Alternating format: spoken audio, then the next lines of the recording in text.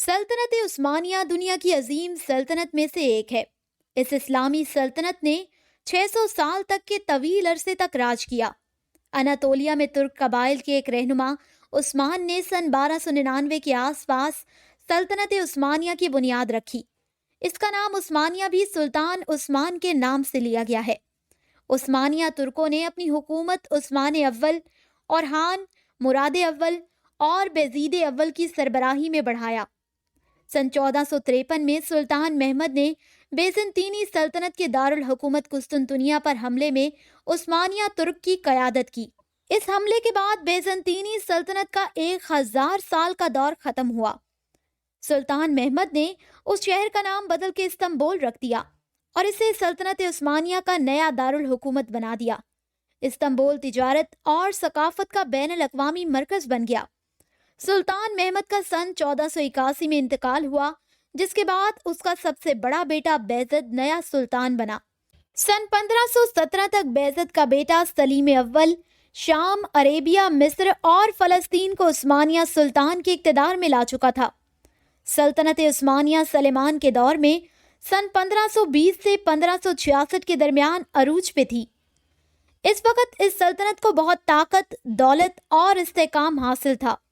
सलेमान ने सबके लिए यकसा कानून बनाया और फन और अदब के मुख्तलिफ तरीकों को खैर मकदम कहा। बहुत से मुसलमान सलेमान को एक मजहबी और साथ ही साथ एक सियासी हुक्मरान भी समझते थे।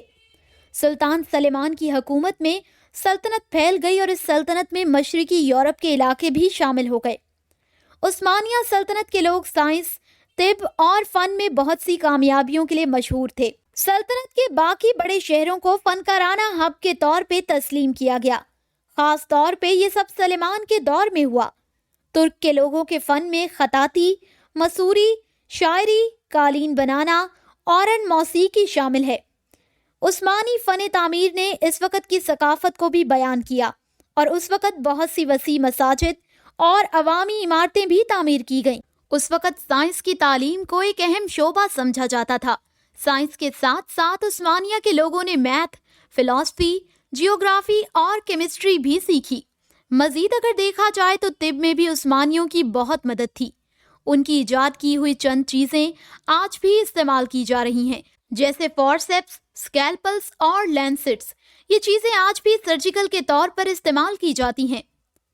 अब बात करते हैं इनकी दी गई कुछ पॉलिसीज़ की। सुल्तान सलीम एक नई पॉलिसी को सामने लाए जिसमें भाइयों का कत्ल शामिल था। जैसे कि जब एक नया सुल्तान ताजपोश किया जाता था तो इसके भाइयों को कैद कर दिया जाता था, और जब सुल्तान का पहला बेटा पैदा होगा तो इसके भाई और बेटे मार दिए जाएंगे।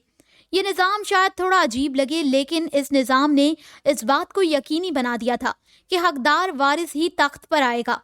लेकिन हर सुल्तान ने भी इस कानून की पैरवी नहीं की।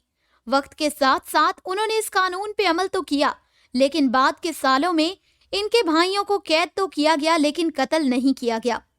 सन 1299 से सन 1922 के दरमियान सल्तनत उस्मानिया पर 36 सुल्तानों ने हुकूमत की। काफी सालों तक उस्मानिया के सुल्तान एक बहुत बड़े तोप कापी महल के अहाते में रहे हैं। 14वीं सदी में एक सिस्टम आया जिसका नाम देव श्राइम था। उस सिस्टम में फतह याफ्ता ईसाइयों को अपने मर्द बच्चों का 20% रियासत को देना होता था और उन बच्चों को मजबूर किया जाता था कि वो इस्लाम कबूल करें और गुलाम बने। उन्होंने गुलामी जरूर की, लेकिन उनमें से कुछ मजहब पसंद लोग ताकतवर और दौलतमंद बन चुके थे और इनमें से कुछ को फौज की ट्रेनिंग भी दी गई। ये सिस्टम 17वीं सदी के आखिर तक रहा। अब बात करते हैं सल्तनत उस्मानिया के जवाल की। सन 1600 के शुरू में सल्तनत उस्मानिया ने यूरोप पर अपना माशी और फौजी गलबा खोना शुरू कर दिया। सल्तनत को कमज़ोर करने की बहुत सी वजूहात थीं, जैसे कमज़ोर क़यादत और हिंदुस्तान और अमेरिका की तिजारत का मुकाबला करना। सन 1683 में वियना की लड़ाई में उस्मानिया तुर्क को शिकस्त का सामना करना पड़ा, जिसकी वजह से इनकी खोई हुई हैसियत में और इजाफा हो गया था। अगले 100 साल उस्मानिया ने अपनी ज़मीन खोना शुरू कर दी और बगावत के बाद ग्रीस ने सन 1830 में सल्तनत उस्मानिया से अपनी आज़ादी हासिल कर ली, जिसकी वजह से सल्तनत अब और भी ज़्यादा कमज़ोर हो चुकी थी।